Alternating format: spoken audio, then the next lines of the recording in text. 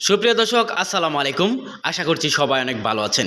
প্রিয় ভাই বন্ধুগণ, আজকে আপনাদেরকে দেখাবো নতুন জন্ম সনদের আবেদন কিভাবে করতে হয়, সেই সঙ্গে কি কি ডকুমেন্টস লাগবে জন্ম সনদের আবেদন করার সময়।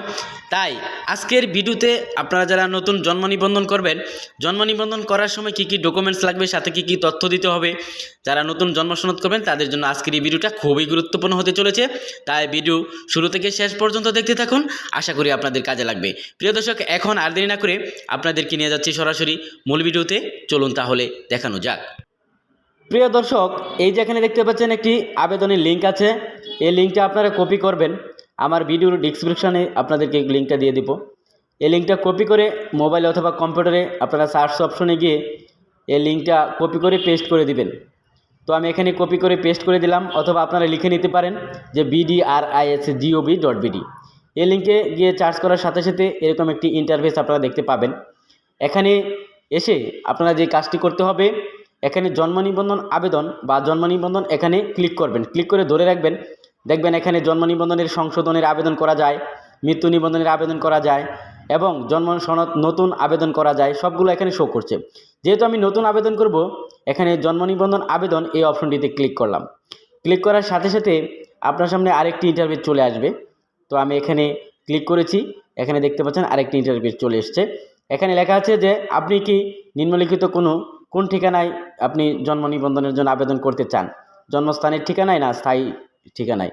অর্থাৎ আপনি যদি জন্মস্থানের ঠিকানায় আবেদন করেন, জন্মস্থানের ঠিকানায় টিকমার্ক দিবেন, অথবা স্থায়ী ঠিকানায় টিকমার্ক দিয়ে আবেদনে ক্লিক করবেন। ক্লিক করার সাথে সাথে এখানে আপনার নিবন্ধনাধীন ব্যক্তির পরিচিতি, এখানে যার নামে আবেদন করবেন তার নাম বাংলায় প্রথমে লিখতে হবে। এখানে দেখতে পাচ্ছেন লেখা আছে ফর্ম। এই ফর্মে আপনারা যে তথ্যগুলো দিবেন, অবশ্যই এই তথ্যগুলো আপনি যাচাই বাছাই করে দিবেন। যদি এনআইডি কার্ড দিয়ে আবেদন করেন, এনআইডি কার্ড অনুসারে দিবেন। যদি সার্টিফিকেট দিয়ে আবেদন করেন, সার্টিফিকেট অনুসারে নামগুলো দিবেন। প্রিয় দর্শক, এখানে আমি নামের প্রথম অংশ বাংলাতে লিখে দিলাম, দ্বিতীয় অংশ বাংলাতে লিখে দিলাম। তারপরে আবেদনের আপনার যে ইংরেজি নাম, সেই ইংরেজি নামটা প্রথম অংশ যা দিবেন এখানে লিখে দিবেন, তারপরে দ্বিতীয় অংশ লিখে দিবেন। প্রিয় দর্শক, এখন আমি জন্ম তারিখটা এখানে লিখব। আপনার ভোটার আইডি কার্ড, সার্টিফিকেট অথবা যেই কাগজগুলো দিয়ে আবেদন করবেন, যেই কাগজে আপনার জন্ম তারিখ, জন্ম মাস রয়েছে সেটা এখান থেকে সিলেক্ট করে দিবেন বা এখানে লিখে দিবেন। তারপর এখানে পিতামাতার কততম সন্তান আপনি এখান থেকে সিলেক্ট করে দিবেন। তারপরে আপনার লিঙ্গ, এখানে পুরুষ না মহিলা এখান থেকে সিলেক্ট করে দিতে হবে। যদি আইডি কার্ড দিয়ে আবেদন করেন, আইডি কার্ডের নাম্বারটা এখানে বসিয়ে দিতে পারেন, যদি না দেন তাও কোনো সমস্যা নেই। তারপরে লেখা আছে জন্মস্থানের ঠিকানা, আপনি কি দিবেন সেটা এখান থেকে সিলেক্ট করে দিবেন। প্রিয় দর্শক, এখানে আমি প্রথমেই বিভাগ, তারপরে জেলা, তারপরে উপজেলা সিলেক্ট করব। তারপরে আপনার যে উপজেলা জেলা যেটা রয়েছে সেটা এখান থেকে সিলেক্ট করে দিবেন। প্রিয় ভাই বন্ধুগণ, তারপরে আপনার এখানে ডাকঘর, আপনার পোস্ট অফিস যেটা রয়েছে সেটা সিলেক্ট করবেন। তারপরে ওয়ার্ড নাম্বার কত আপনার এলাকার, সেটা ওয়ার্ড নাম্বার এখান থেকে সিলেক্ট করে দিবেন। তারপরে নিচে আপনার গ্রামের নাম, তারপরে আপনার বাসার হোল্ডিং বা খাজনা যেই হোল্ডিং নাম্বার রয়েছে সেটা এখান থেকে সিলেক্ট করে দিবেন। প্রিয় দর্শক, এখানে আমি কি দিলাম, বিভাগ, জেলা, উপজেলা, থানা, তারপরে ডাকঘর, তারপরে গ্রামের নাম এখানে বসিয়ে দিচ্ছি। তারপরে নিচে দেখতে পাচ্ছেন কোনায় লেখা আছে যে পরবর্তী অপশনটিতে ক্লিক করতে হবে। প্রিয় দর্শক, তার আগে আপনারা এই বিষয়গুলো যাচাই বাছাই করে নেবেন। তারপরে দেখছেন আরেকটি ইন্টারভিউ চলে এসছে। এখানে যার নামে আবেদন করবেন তার পিতামাতার নাম বাংলা ইংরেজিতে দিতে হবে। এখানে আমি প্রথমেই পিতামাতার নাম ইংরেজিতে এখানে লিখে দিব। প্রথমেই পিতার নামটা এখানে লিখে দিলাম। আপনার আইডি কার্ড, সার্টিফিকেট অথবা যেই ডকুমেন্টস আছে সেই ডকুমেন্টস অনুযায়ী ইংরেজিতে এই নামটা এখানে লিখে দিবেন। এখানে আমি পিতার নাম, মাতার নাম ইংরেজিতে লিখে দিচ্ছি। প্রিয় দর্শক, এখন আমি বাংলাতে লিখে দিব।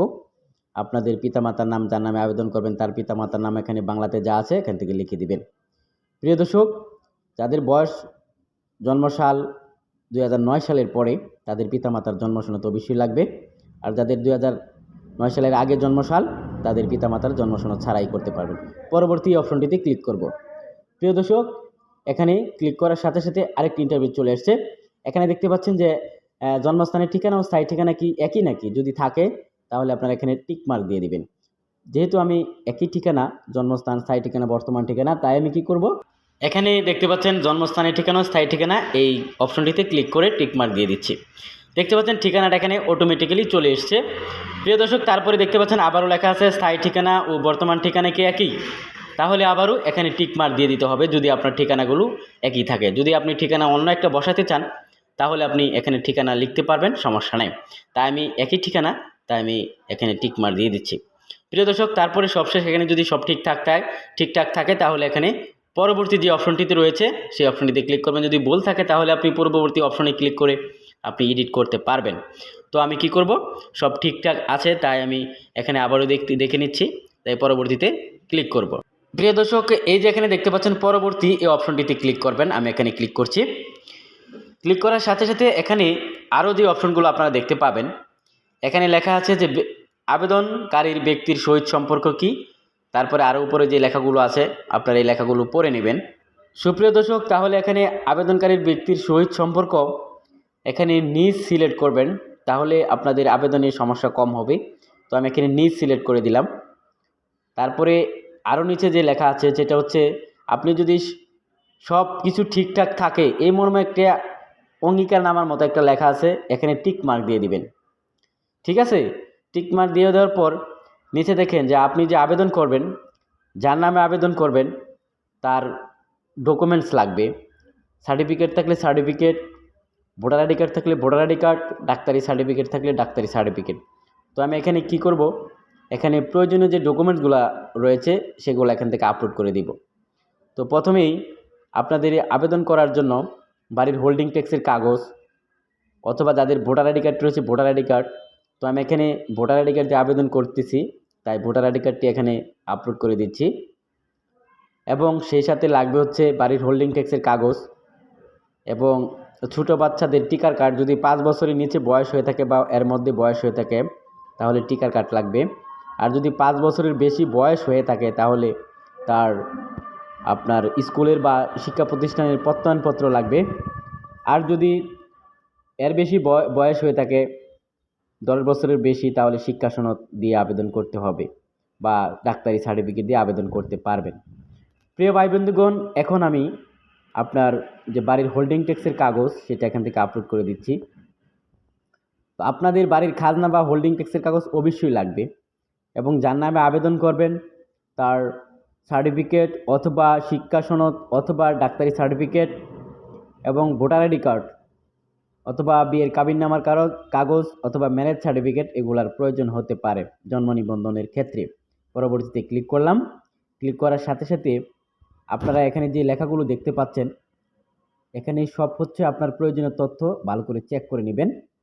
তো আপনি যে তথ্যগুলো দিয়েছেন সবগুলো এখানে দেখা যাবে, এগুলো চেক করে নেবেন ভালো করে। তারপর এখানে একটি মোবাইল নম্বর দিবেন অথবা ইমেল অ্যাড্রেস দিবেন। মোবাইল নম্বর দিয়ে ওটিপি প্রদান করুন বা পাঠান, এই অপশনটিতে ক্লিক করবেন। ক্লিক করার সাথে সাথে আপনার মোবাইলে একটি ওটিপি চলে যাবে 6 সংখ্যার, সেই ওটিপি কোডটি এখানে বসিয়ে দিয়ে সাবমিট বাটনে ক্লিক করবেন। প্রিয় দর্শক, আমার মোবাইলে একটি ওটিপি চলে এসেছে, সেই ওটিপি কোডটা এখানে বসিয়ে দিচ্ছি। প্রিয় দর্শক, যারা জন্ম নিবন্ধনের আবেদন করবেন এইভাবে আবেদন করতে হবে। তো এখানে সাবমিট বাটনে ক্লিক করব। ক্লিক করার সাথে সাথে দেখতে পাচ্ছেন এখানে আরেকটি অপশন চলে আসছে যে আবেদনটি সফলভাবে সাবমিট করা হয়েছে। এই ফর্মটি ডাউনলোড করবেন। এই ফর্মটি ডাউনলোড করার জন্য এখানে দেখতে পাচ্ছেন আপনার অ্যাপ্লিকেশন আইডি নাম্বার হয়েছে, এই অ্যাপ্লিকেশন আইডি নাম্বারটি কপি করতে হবে। কপি করার পর আপনার পুনরায় জন্ম সনদের যে হোম পেজ বা হোম বাটন আছে এখানে দেখতে পাচ্ছেন সবার উপরে এই হোম বাটনে ক্লিক করতে হবে। এই হোম বাটনে ক্লিক করার পর আপনার সামনে আরেকটি অপশন চলে আসবে। প্রিয় দর্শক, আমি তাহলে কি করব, এই জন্ম সনদের যেই সার্ভারের হোম পেজ সেই হোম পেজে আবারও ক্লিক করব। এখানে জন্ম নিবন্ধন আবেদনপত্রের যে প্রিন্ট অপশন সেটা চলে আসবে।